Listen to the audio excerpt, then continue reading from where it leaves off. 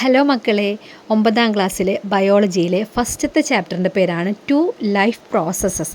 എന്താണ് മലയാളത്തിൽ ഇതിൻ്റെ പേര്? ജീവൽ പ്രക്രിയകളിലേക്ക് എന്നാണ് പേര്. അപ്പോൾ ഈ ചാപ്റ്ററിൽ നമുക്ക് പഠിക്കേണ്ട പ്രധാനപ്പെട്ട പോയിൻറ്റ്സ് എന്തൊക്കെയാണ്? അത് ഫസ്റ്റ് പേജിൽ തന്നെ കൊടുത്തിട്ടുണ്ട്.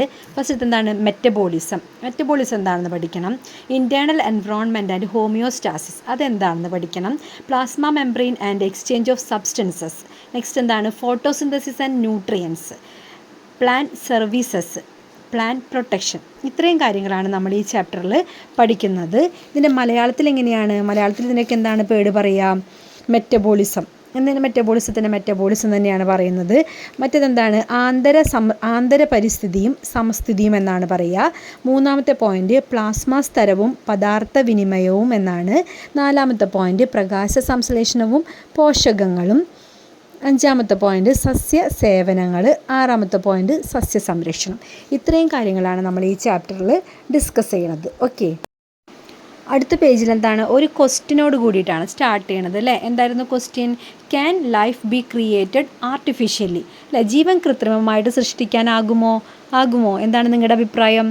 കൃത്രിമമായിട്ട് ജീവൻ സൃഷ്ടിക്കാനാകുമോ? ആകും എന്നാണ് കണ്ടുപിടിച്ചത് ശാസ്ത്രജ്ഞന്മാർ. ഒരുപാട് നാളത്തെ പരീക്ഷണങ്ങൾക്കൊടുവിൽ ജീവൻ കൃത്രിമമായിട്ട് നിർമ്മിക്കാനാകും എന്ന് കണ്ടുപിടിച്ചു. ആദ്യമായിട്ട് നിർമ്മിച്ച ജീവി ഏതാണ്? കൃത്രിമമായിട്ട് അല്ലെങ്കിൽ ലബോറട്ടറിയിൽ ആദ്യമായിട്ട് നിർമ്മിച്ച ജീവി ഏതാണ്? ഒരു ബാക്ടീരിയ ആണ്. ആ ബാക്ടീരിയ എന്താണ് നമ്മൾ വിളിക്കുക? ഈ കോളി എന്നാണ് വിളിക്കുക. ഈ കോളി ബാക്ടീരിയ എന്നാണ് വിളിക്കുക. അതെവിടേക്കാണ്? സാധാരണ കാണാക്കൂടലിലും മണ്ണിലൊക്കെ ജീവിക്കുന്ന ഒരു ടൈപ്പ് ബാക്ടീരിയയാണ് ഈ കോളി. അതിന് നമ്മൾ കൃത്രിമമായിട്ട് നിർമ്മിച്ചെടുക്കുകയാണ് ചെയ്തത്. ഈ കൃത്രിമ ബാക്ടീരിയയും നാച്ചുറലായിട്ട് കാണുന്ന ബാക്ടീരിയയും തമ്മിൽ എന്തെങ്കിലും ഡിഫറൻസ് ഉണ്ടോ? ആ ഡിഫറൻസ് എന്ന് വെച്ചാൽ കുറച്ച് സാവധാനത്തിലായിരിക്കും ഇതിൻ്റെ ഡ്യൂപ്ലിക്കേഷൻ, റെപ്ലിക്കേഷനൊക്കെ കുറച്ച് സാവധാനത്തിലായിരിക്കും എന്ന് മാത്രമേ ഉള്ളൂ. ബാക്കി എല്ലാ കാര്യത്തിലും എന്താണ്? സാധാരണ ബാക്ടീരിയ പോലെ തന്നെ ആയിരിക്കും. അടുത്തത് എന്താണെന്ന് നോക്കിയാൽ ഒരു കോൺവെർസേഷനാണ് അല്ലേ? നാച്ചുറലി ഒക്കറിങ് ബാക്ടീരിയയും ഈക്കോളൈ ബാക്ടീരിയയും ലാബിൽ നിർമ്മിക്കപ്പെട്ട ബാക്ടീരിയയും തമ്മിലുള്ള ഒരു കോൺവെർസേഷനാണ്. നാച്ചുറലി ഒക്കറിങ് ബാക്ടീരിയ എന്താ പറയുക? You are the duplicate, I am the original. നീയാണ് ഡ്യൂപ്ലിക്കേറ്റ്, ഞാൻ ഒറിജിനൽ ആണെന്ന് പറയും അല്ലേ? അപ്പോൾ ലാബിൽ നിർമ്മിക്കപ്പെട്ട ബാക്ടീരിയ എന്താണ് പറയുക? No original and no duplicate. ഒറിജിനലും ഇല്ല, ഡ്യൂപ്ലിക്കേറ്റും ഇല്ല. Both of us are bacteria. നമ്മൾ രണ്ടാളും ബാക്ടീരിയ ആണ്. It's just that I was made in lab. ഞാൻ ലാബിൽ നിർമ്മിക്കപ്പെട്ടു എന്ന് മാത്രമേ ഉള്ളൂ. നമ്മൾ രണ്ടുപേരും ബാക്ടീരിയ തന്നെയാണ്. ഡ്യൂപ്ലിക്കേറ്റ് ഒന്നോ ഒറിജിനലൊന്നോ ഒന്നും ഇല്ല എന്നാണ് പറയുന്നത് അല്ലേ? അപ്പോൾ എന്താണ്? രണ്ട് തരം ബാക്ടീരിയ ആയാലും രണ്ട് തരത്തിലുണ്ടായ ബാക്ടീരിയ ആയാലും ഏകദേശം ഒരുപോലെ തന്നെയാണ്. അതുകൊണ്ടാണ് ഇങ്ങനെ പറയുന്നത് കേട്ടോ.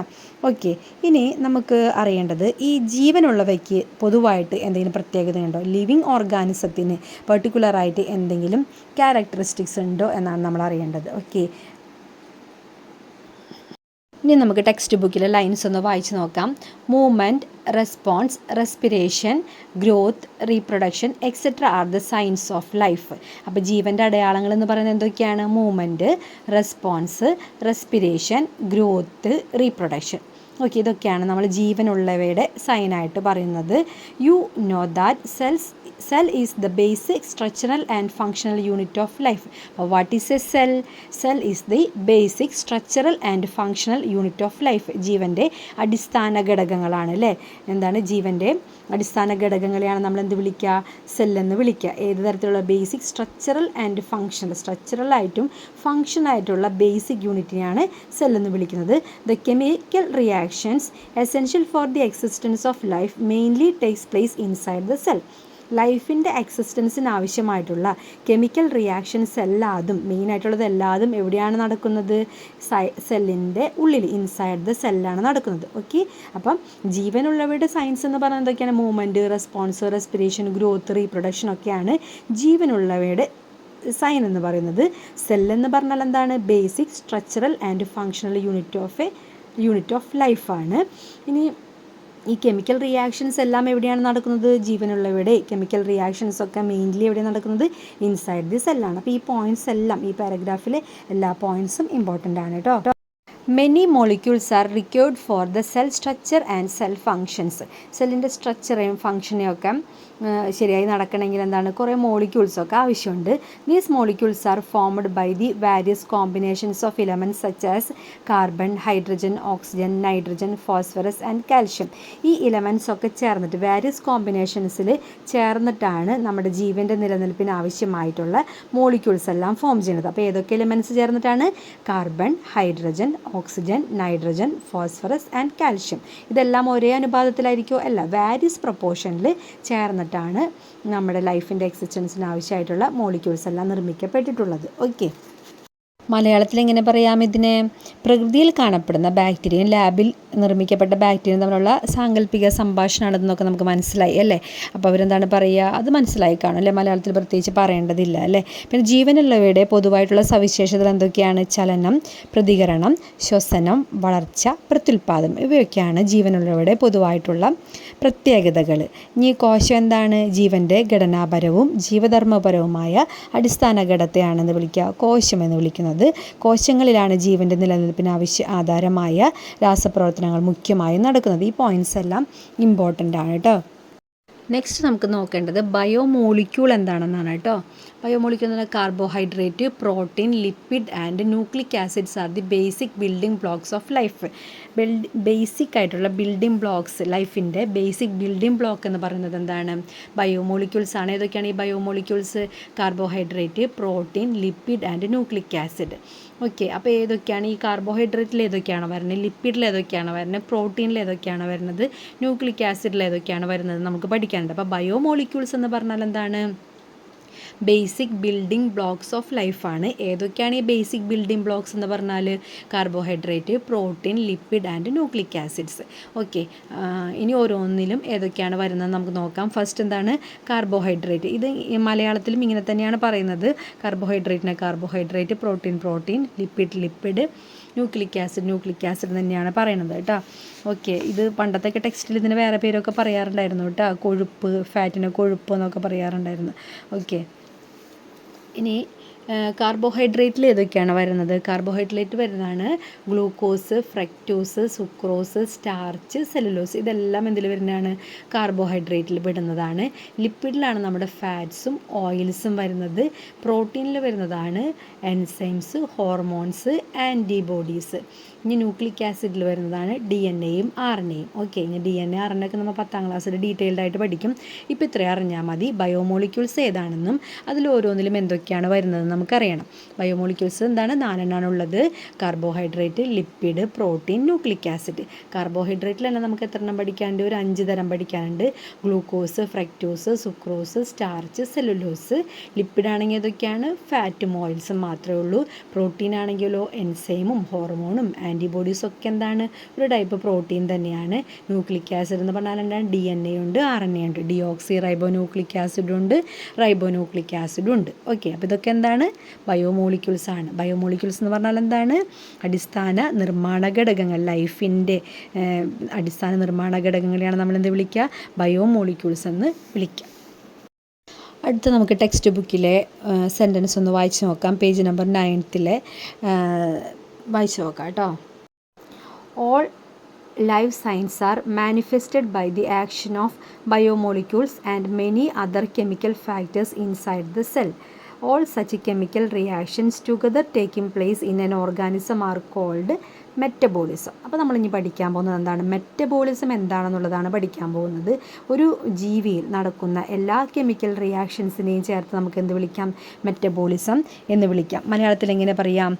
ബയോമോളിക്യൂളുകളും മറ്റനവധി രാസഘടകങ്ങളും ചേർന്ന് നടത്തുന്ന പ്രവർത്തനങ്ങളിലൂടെയാണ് ജീവലക്ഷണങ്ങളെല്ലാം പ്രകടമാകുന്നത്. ഒരു ജീവിയിൽ നടക്കുന്ന അത്തരം രാസപ്രവർത്തനങ്ങളെ ഒന്നാകെ മെറ്റബോളിസം എന്ന് വിളിക്കാം. ഒരു ജീവിയിൽ നടക്കുന്ന എല്ലാ ലൈഫ് പ്രോസസ്സിനെയും ചേർത്ത് നമുക്ക് എന്ത് വിളിക്കാം? മെറ്റബോളിസം എന്ന് വിളിക്കാം. ഈ മെറ്റബോളിസം എന്ന് പറയുന്നത് 2 കാര്യങ്ങൾ ചേർന്നതാണ്. ആനബോളിസം ഉണ്ട്, അതിൽ കാറ്റബോളിസം ഉണ്ട്. Anabolism which combines molecules. ആനബോളിസത്തിൽ എന്താ നടക്കുന്നത്? ഈ മോളിക്യൂൾസിനെല്ലാം കൂട്ടിച്ചേർക്കുന്ന പ്രവർത്തനം ഉണ്ടല്ലോ, അതിനെയാണ് നമ്മൾ എന്ത് വിളിക്കുക? ആനബോളിസം എന്ന് വിളിക്കുക. Catabolism which breaks down molecules. കാറ്റബോളിസത്തിലാണെങ്കിൽ എന്താണ്? ഈ മോളിക്യൂൾസിനൊക്കെ ബ്രേക്ക് ഡൗൺ ചെയ്യുന്നത്. അതായത് രണ്ട് തരത്തിലുള്ള റിയാക്ഷൻസ്, കെമിക്കൽ റിയാക്ഷൻസ് ഒരുപാട് നമ്മുടെ ഒരു സെല്ലിന് തന്നെ ഒരു കെമിക്കൽ ഫാക്ടറി ആയിട്ടാണ് നമ്മൾ കൺസിഡർ ചെയ്യുക. ഒരുപാട് രാസപ്രവർത്തനങ്ങൾ, ഒരുപാട് കെമിക്കൽ റിയാക്ഷൻസ് ഓരോ സെക്കൻഡിലും, ഒരു ഫ്രാക്ഷൻ ഓഫ് സെക്കൻഡിലും നമ്മുടെ ഓരോ സെല്ലിലും നടന്നുകൊണ്ടിരിക്കുകയാണ്. അപ്പോൾ ആ കെമിക്കൽ ഫാക്ടറിയിൽ ഒരുപാട് ബയോ മോളിക്യൂൾസ് വേണം ഇതൊക്കെ നടക്കണമെന്നുണ്ടെങ്കിൽ. ഓക്കെ, അപ്പോൾ ചിലതിലെന്താണ് നിർമ്മാണ പ്രവർത്തനമാണ് നടക്കുക, ചിലതിലെന്താണ് ശിഥിലീകരണ പ്രവർത്തനമാണ് നടക്കുക. നിർമ്മാണ പ്രവർത്തനമാണ് നടക്കുന്നതെങ്കിൽ നമ്മളതിനെ എന്ത് വിളിക്കും? ആനബോളിസം വിളിക്കും. അതായത് ബിൽഡിംഗ് പ്രോസസ്സാണ് നടക്കുന്നതെങ്കിൽ നമ്മളതിനെ വിളിക്കും ആനബോളിസം എന്ന് വിളിക്കും. ബ്രേക്ക് ഡൗൺ പ്രോസസ്സാണ് നടക്കുന്നതെങ്കിൽ അതിനെ കാറ്റബോളിസം എന്ന് വിളിക്കും. ഇനി നമുക്കതിന് ഡെഫിനിഷനും എക്സാമ്പിളൊക്കെ ഒന്ന് നോക്കാം, ആനബോളിസത്തിൻ്റെയും കാറ്റബോളിസത്തിൻ്റെയും. ആനബോളിസം ബിൽഡിംഗ് അപ്പ് എന്ന് സിമ്പിളായിട്ട് നമുക്ക് പറയാം. ഡെഫിനിഷൻ എന്താ വെച്ചാൽ, anabolism is the process where smaller molecules are combined to form larger more complex molecules. മനസ്സിലായല്ലോ? സ്മോളർ മോളിക്യൂൾസൊക്കെ കമ്പൈൻ ചെയ്തിട്ട് ലാർജർ കോംപ്ലക്സ് മോളിക്യൂൾസ് ഉണ്ടാവുന്നു. അതിലെന്തൊക്കെയാണ് കീ പോയിൻറ്റ്സ്? റിക്വേഴ്സ് എനർജി വേണം അതിന്. ഈ പ്രോസസ്സിന് എന്താ വേണം? എനർജി വേണം. യൂഷ്വലി ഫ്രം എ ടി പിയിൽ നിന്നുള്ള എനർജി വേണം. Helps in growth, repair and storage. ഇതിനൊക്കെ ഹെൽപ്പ് ചെയ്യുന്നുണ്ട് ഈ ആനബോളിസം.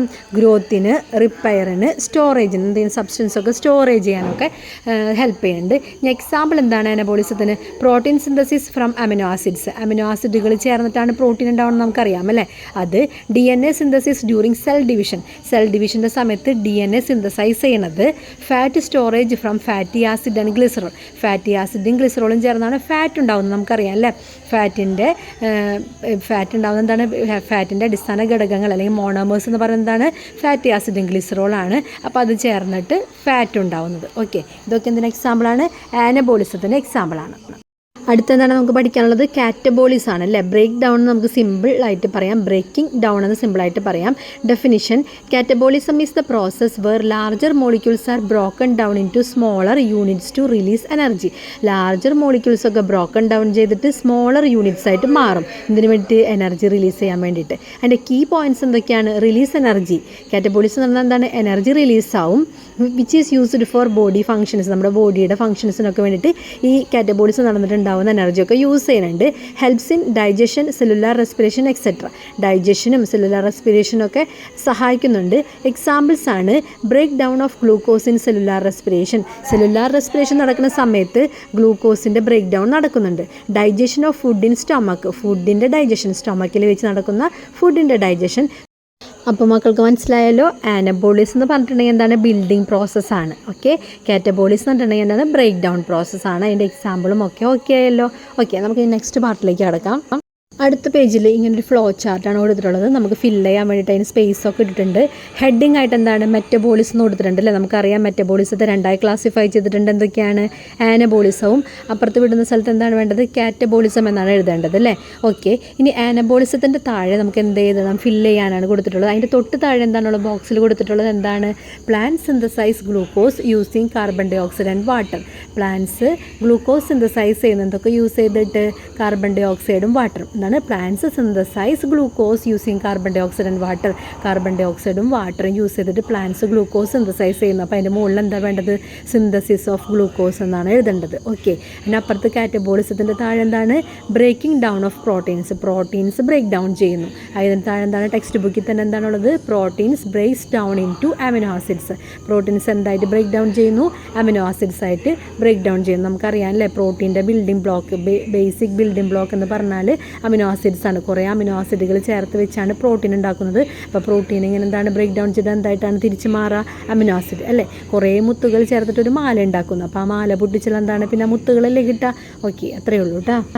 ഇനി നമ്മൾ പഠിക്കാൻ പോകുന്നത് വേറെ 2 തരം ബയോമോളിക്യൂൾസിനെ കുറിച്ചാണ്. അതായത് എൻസൈമുകളും ഹോർമോണുകളും എന്താണെന്നാണ് നമ്മൾ പഠിക്കാൻ പോകുന്നത്. ഇതെന്തിനാണ് സഹായിക്കുന്നത്? മെറ്റബോളിസത്തെ സഹായിക്കാൻ, മെറ്റബോളിസത്തിനെ ഹെൽപ്പ് ചെയ്യുകയും ചെയ്യേണ്ട, റെഗുലേറ്റ് ചെയ്യുകയും ചെയ്യുന്ന 2 ബയോമോളിക്യൂൾസാണ് എൻസൈമുകളും ഹോർമോണുകളും. ഓക്കെ, നമുക്കിനി ടെക്സ്റ്റ് ബുക്കിലെ ആ കോളം ഒന്ന് വായിച്ചു നോക്കാം. എൻസൈംസ് ആൻഡ് ഹോർമോൺസ് എന്ന് പറയുന്ന ഒരു കോളം കൊടുത്തിട്ടുണ്ട്, അതൊന്ന് വായിച്ചു നോക്കാം. Enzymes are molecules which helps to speed up the countless chemical reactions that takes place in organisms every moment. എന്താണ് എവറി മൊമെന്റ്? ഓരോ മൊമെന്റിൽ എന്താണ് കൗണ്ട്ലെസ് ആയിട്ടുള്ള കെമിക്കൽ റിയാക്ഷൻസ് ആണ് ഓരോ സെല്ലിലും നടക്കുന്നത്. ആ കെമിക്കൽ റിയാക്ഷൻസിനൊക്കെ സ്പീഡപ്പ് ചെയ്യാണ് ആര് ചെയ്യുന്നത്? എൻസൈംസ് ചെയ്യുന്നത്. Most enzymes are proteins. മിക്കവാറും എൻസൈംസ് എന്താണ്? പ്രോട്ടീൻസ് ആണ്. ഈ എൻസൈമിന് 2 എക്സാമ്പിൾ ആണ് നമുക്ക് പഠിക്കാനുള്ളത്. ഒന്നാണ് സലൈവറി അമിലേസ്. സലൈവ എന്ന് പറഞ്ഞാൽ നമുക്കറിയാലോ ഉമിനീരാണ് അല്ലെ. അപ്പൊ ഉമിനീര് അല്ലെങ്കിൽ സലൈവിൽ പ്രസന്റ് ആയിട്ടുള്ള എൻസൈം ആണ് salivary amylase. Second one pepsin. Pepsin present in gastric juice. Gastric juice എന്ന് പറഞ്ഞാൽ എന്താണ്? നമ്മുടെ സ്റ്റൊമക്ക് സെക്രറ്റ് ചെയ്യുന്ന ഡൈജസ്റ്റീവ് ജ്യൂസ് ആണ് ഗ്യാസ്ട്രിക് ജ്യൂസ്. ഈ ഗ്യാസ്ട്രിക് ജ്യൂസിൽ പ്രസന്റ് ആയിട്ടുള്ള പെപ്സിൻ എന്ന് പറയുന്ന എൻസൈം. ഓക്കെ, നെക്സ്റ്റ് നമുക്ക് പഠിക്കാനുള്ളത് ഹോർമോൺ ആണ്. Hormones are chemical molecules that regulate and coordinate biological process. അപ്പൊ ബയോളജിക്കൽ പ്രോസസ്സുകളെ കോർഡിനേറ്റ് ചെയ്യാനും റെഗുലേറ്റ് ചെയ്യാനും സഹായിക്കുന്ന കെമിക്കൽ മോളിക്യൂൾസ് ആണ് എന്ത്? ഹോർമോണുകൾ എന്ന് പറഞ്ഞാൽ. These are produced by various endocrine glance.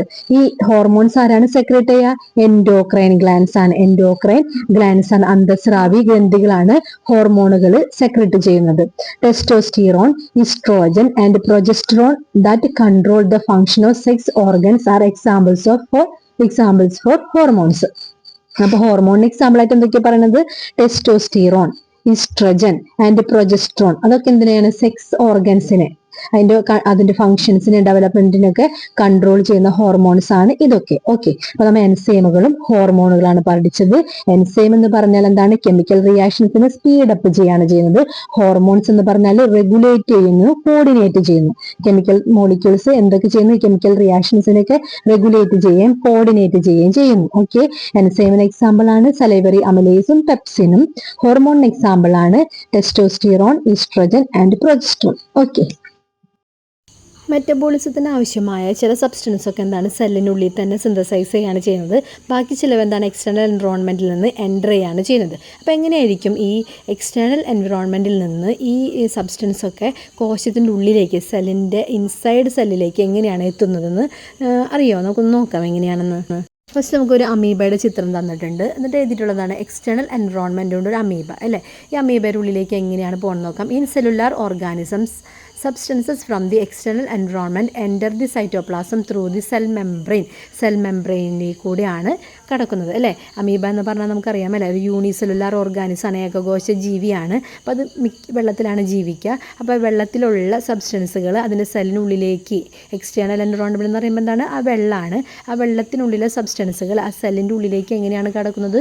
Through cell membrane വഴിയാണ്. ഓക്കെ, ആനിമൽസിലാണെങ്കിലോ substances received from the external environment undergo certain changes and reach the extracellular fluid. From there it enters the cytoplasm through the cell membrane. അപ്പോൾ സബ്സ്റ്റൻസുകൾ എങ്ങനെയാണ്? അനിമൽസിലാണെങ്കിൽ ഇത് multi cellular organisms ആണ് അല്ലേ. അപ്പോൾ substance എങ്ങനെയാണ് ചെയ്യുന്നത്? എക്സ്റ്റേണൽ എൻവിറോൺമെൻറ്റിൽ നിന്ന് ചില ചേഞ്ചസ് ഒക്കെ വന്നിട്ട് undergo certain changes and reach the extra cellular fluid. Extra cellular fluid എന്ന് പറയുന്നത് സെല്ലുകൾക്കിടയിലുള്ള ഫ്ലൂയിഡിനാണ് പറയുന്നത്. ആ ഫ്ലൂയിഡിനുള്ളിലേക്ക് എന്ത് കിടക്കും? ഈ സബ്സ്റ്റൻസുകളൊക്കെ എൻ്റർ ചെയ്യും. From there it enter the cytoplasm through the cell membrane. ഇപ്പോൾ എന്താണ് പറയുന്നത്? എക്സ്ട്രാ സെല്ലുലാർ ഫ്ലൂയിഡിലുള്ള ഈ സബ്സ്റ്റൻസുകൾ സെൽ മെംബ്രെയിനിൽ കൂടെയാണ് സൈറ്റോപ്ലാസത്തിലേക്ക് പോകുന്നത്. സൈറ്റോപ്ലാസം എവിടെയാണ്? സെല്ലിൻ്റെ ഉള്ളിലാണ് ഇരിക്കുന്നത് അല്ലേ. അപ്പോൾ സെൽ മെംബ്രെയിനിൽ കൂടെ സൈറ്റോപ്ലാസത്തിലേക്ക് പോകുന്നു. എവിടെയുള്ളതാണ്? എക്സ്ട്രാ സെല്ലുലാർ ഫ്ലൂയിഡിലുള്ള സബ്സ്റ്റൻസുകൾ. ഓക്കെ, സെൽ മെംബ്രെയിനിലൂടെയാണ്. അപ്പോൾ യൂണിസെല്ലുലാർ ഓർഗാനിസത്തിലാണെങ്കിലും എനിമൽസിലാണെങ്കിലും ഒക്കെ എന്താണ്? സെൽ മെംബ്രെയിനിലൂടെയാണ് അകത്തേക്ക് കടക്കുന്നത് എക്സ്റ്റേണൽ എൻവിറോൺമെൻറ്റിൽ നിന്നുള്ള സബ്സ്റ്റൻസുകൾ. ഇപ്പം നമ്മൾ പഠിച്ചത് യൂണിസെല്ലുലാർ ഓർഗാനിസത്തിലും, അതായത് അമീബയിലും അനിമൽസിലും എങ്ങനെയാണ് എക്സ്റ്റേണൽ എൻവിറോൺമെൻറ്റിൽ നിന്ന് സബ്സ്റ്റൻസുകൾ ഇൻറ്റേർണൽ എൻവിറോൺമെൻറ്റിലേക്ക് കടക്കുന്നതാണ് പഠിച്ചത്. ഇനി പ്ലാന്റ്സിൽ എങ്ങനെയാണ് നടക്കുന്നത് നമുക്ക് നോക്കാം. പ്ലാന്റ്സിൽ from the external environment substances enter the cytoplasm through various means. പലതരത്തിൽ അത് കടക്കുന്നുണ്ട്. First one through the cell wall and through extra cellular space. Extra cellular space, സെല്ലുകൾക്കിടയിലുള്ള സ്പേസിൽ കൂടെയും സെൽ വാളിലൂടെയും കടക്കുന്നു. Through cytoplasmic connections called plasmodesmata. സൈറ്റോപ്ലാസങ്ങൾ തമ്മിലുള്ള ഒരു കണക്ഷൻ ഉണ്ട്, അത് നമ്മൾ എന്താ വിളിക്കുക? പ്ലാസ്മോഡെസ്മാറ്റ എന്ന് വിളിക്കുക. ദാറ്റ് കണക്ട് അഡ്ജസൻറ്റ് സെൽസ്, അടുത്തടുത്തുള്ള സെല്ലുകളുടെ സൈറ്റോപ്ലാസം തമ്മിൽ കണക്ട് ചെയ്യുന്ന പ്ലാസ്മോഡെസ്മാറ്റ വഴി സബ്സ്റ്റൻസുകൾ അങ്ങോട്ടും ഇങ്ങോട്ടും പോകുന്നുണ്ട്. Okay, third point, from one cell to another through plasma membrane വഴി. മറ്റേതെന്തായിരുന്നു? പ്ലാസ്മ ഡെസ്മാറ്റയാണ്, ഇത് പ്ലാസ്മ മെംബ്രെയിൻ. അപ്പം 3 തരത്തിലാണ് പ്ലാന്റ്സിൽ ഇതുപോലെ എക്സ്റ്റേണൽ എൻവറോൺമെൻറ്റിൽ നിന്ന് സബ്സ്റ്റൻസുകൾ അങ്ങോട്ടും ഇങ്ങോട്ടും പോകുന്നത് കേട്ടോ. ഫസ്റ്റ് വൺ എന്തായിരുന്നു? Cell wall and extra cellular space. Second one എന്തായിരുന്നു? പ്ലാസ്മ ഡെസ്മാറ്റ എന്ന് പറയുന്നതാണ് സൈറ്റോപ്ലാസ്മിക് കണക്ഷൻസ്. അഡ്ജസൻ്റ് സെല്ലുകൾ തമ്മിലുള്ള സൈറ്റോപ്ലാസ്മിക് കണക്ഷൻ എന്ന് വിളിക്കുക, പ്ലാസ്മോഡെസ്മാറ്റ എന്ന് വിളിക്കുക. തേർഡ് വൺ എന്തായിരുന്നു? Plasma membrane. ഈ 3 വഴിയിലൂടെയും പ്ലാന്റ്സിൽ സബ്സ്റ്റൻസിൻ്റെ എക്സ്ചേഞ്ച് നടക്കുന്നുണ്ട് കേട്ടോ. അപ്പോൾ യൂണിസെല്ലുലാർ ഓർഗാനിസത്തിൽ എങ്ങനെയാണ്, മൾട്ടി സെല്ലുലാർ ഓർഗാനിസം അതായത് അനിമൽസിൽ എങ്ങനെയാണ്, പ്ലാന്റ്സിൽ എങ്ങനെയാണെന്ന് കൃത്യമായിട്ട് പഠിച്ചിരിക്കണം. ഇന്നത്തെ ക്ലാസ് ഇത്രയേ ഉള്ളൂ. ഇഷ്ടപ്പെട്ടാൽ ലൈക്ക് ചെയ്യുക. എന്തെങ്കിലും സംശയങ്ങളൊക്കെ ഉണ്ടെങ്കിൽ കമൻ്റായിട്ട് രേഖപ്പെടുത്തുക. സബ്സ്ക്രൈബ് കൂടി ചെയ്ത് സപ്പോർട്ട് ചെയ്യുക. Okay, thank you. നമുക്ക് അടുത്ത ക്ലാസ്സിൽ കാണാം. ബൈ.